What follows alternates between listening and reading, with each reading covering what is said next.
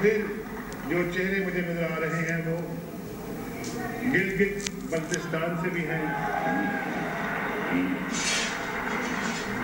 और मुझे बड़ा अच्छा लग रहा है ये देखकर कि यहाँ पर हफीजुर रहमान के साथ साथ हफीजुर रहमान जो कि गिलगित बल्तिस्तान के हमारे चीफ ऑर्गेनाइजर हैं मुस्लिम लीग एन के, वो भी मौजूद हैं यहाँ पे स्टेज पर।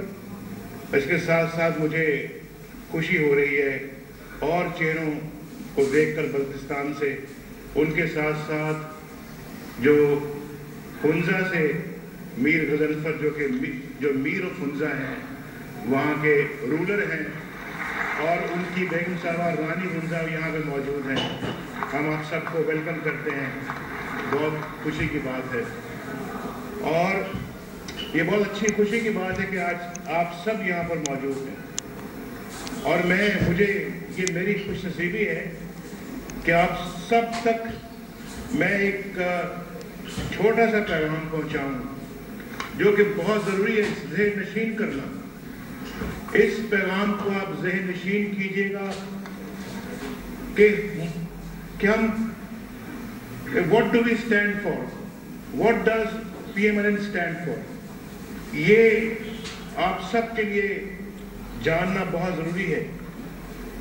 और जो स्ट्रगल हमने की है उससे हमने सीखा क्या है, और आइंदा हम पाकिस्तान के लिए क्या करना चाहते हैं, आइंदा किस तरह का पाकिस्तान हम देखना चाहते हैं, हम पाकिस्तान को किस तरह से इस दलदल से निकालने का मंसूबा रखते हैं, और किस तरह से पाकिस्तान को अपने मंजिल मकसूद तक पहुंचाने का हमारा इरादा है, और हमने गलतियों से क्या सबक सीखा, और फिर जो मुश्किल वक्त हमने गुजारा है जिसमें हमें खामखा डाल दिया गया था, लेकिन मैं समझता हूं खुदा के अपने फैसले होते हैं, खुदा की एक हिकमत होती है। हजरत यूसुफ अलैहिस्सलाम एक नबी थे और उनको भी एक मुश्किल वक्त से गुजारा, और उनका कोई कसूर, कोई गलती नहीं थी, और नबी तो कभी कोई गलती करते भी नहीं है।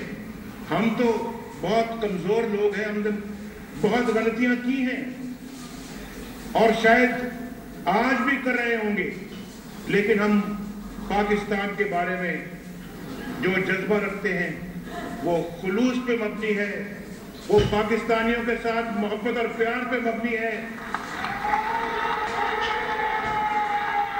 वो पाकिस्तान की तरक्की की ख्वाहिश पे मबनी है, और पाकिस्तान को जो वेस्टेड इंटरेस्ट है, जो पाकिस्तान के ऊपर हावी हो चुके हुए हैं पिछले 60 सालों में, उससे छुटकारा हासिल करने पे मबनी है।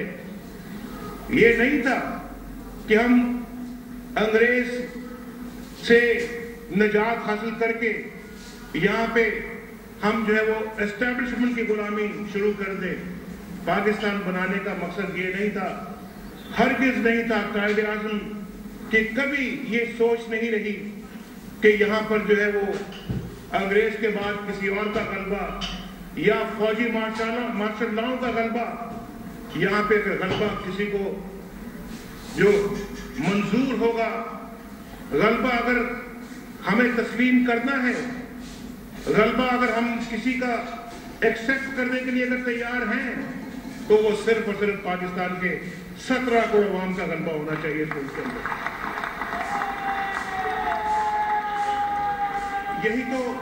यही तो वो राज है जो हम समझ नहीं सके।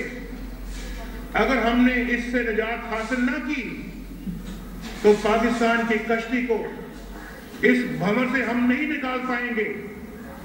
अगर हमने वेस्टेड इंटरेस्ट और मार्शल लॉ और कानून और आइन तोड़ने वालों का मुहासबा न किया और एस्टैब्लिशमेंट का मुहासबा न किया, तो ये मुल्क खुदा न खास्ता मजीद बर्बादी और तबाहकारी का निशाना बन सकता है, और हम ये अफोर्ड नहीं कर सकते। मैं बहुत कहता हूं اب یہ ملک مزید کسی مارشل لا کا متحمل نہیں ہو سکتا. بہت غوطے کھائے ہیں اس ملک نے, اس قوم نے, بہت سزا بھگتی ہے. آج مارشل لا کا نتیجہ آپ دیکھ لیں کہ ملک کے اندر افراتفری ہے, ملک کے اندر دہشت گردی ہے, بدامنی ہے, ترقی نہیں ہے, بے روزگاری ہے, غربت ہے اور لوڈ شیڈنگ ہے. ہم نے 33 سال جو ہے وہ گوا دیے, ان مارشل لاؤں پہ نظر کر دیے. اور اگر آج بھی سبق نہیں سیکھنا, آج بھی اپنی اصلاح نہیں کرنی, تو میں سمجھتا ہوں کہ من حیث القوم ہم اپنی ذمہ داری ادا کرنے میں فیل ہو رہے ہیں. آج ہم نے اس ملک کی باغ دوڑ اپنے ہاتھوں میں لینی ہے اور پاکستان کے اندر آئین قانون کی حکمرانی کو یقینی بنانا ہے. مجھے آپ یہ بتائیں, جو قانون توڑ کر, آئین توڑ کر, چور دروازے سے گھس کر بندوق کی نوک پر جو لوگ پاکستان پہ قبضہ کرتے ہیں, کیا ان کے منہ سے کبھی آئین اور قانون کی پاسداری کی بات اچھی لگتی ہے؟ وہ کس قانون اور آئین کی پاسداری کی بات کریں گے؟ لہذا وہ خود قانون توڑتے ہیں, قانون کو پاؤں تلے رونتے ہیں, اور یہی بدقسمتی رہی ہے اس ملک کی. ہم نے بنگلہ دیش بن گیا, اس سے بھی سبق نہیں سیکھا. بلوچستان میں اس کے باوجود ہم نے اس وقت بھی یہ کاروائیاں کی تھی مشرقی پاکستان میں, اور اس کے بعد بنگلہ دیش بنا دیا. میں اس کی طرف ابھی آؤں گا. میں چاہتا ہوں کہ یہ میسج آپ نوٹ کریں میرا. میں اپنی جو ہے وہ جو اس وقت بات کرنے سے پہلے میں یہ پڑھنا چاہتا ہوں, اور پھر اگر ضرورت محسوس ہوئی تو پھر میں آپ کو مزید اس سلسلے میں جو ہے وہ اپنی خیالات آپ تک پہنچاؤں گا. میں سب سے پہلے آپ کو مسلم لیگ کے یوم تاسیس پر مبارکباد پیش کرتا ہوں. آج کا دن ہماری قومی تاریخ کی ایک روشن علامت ہے.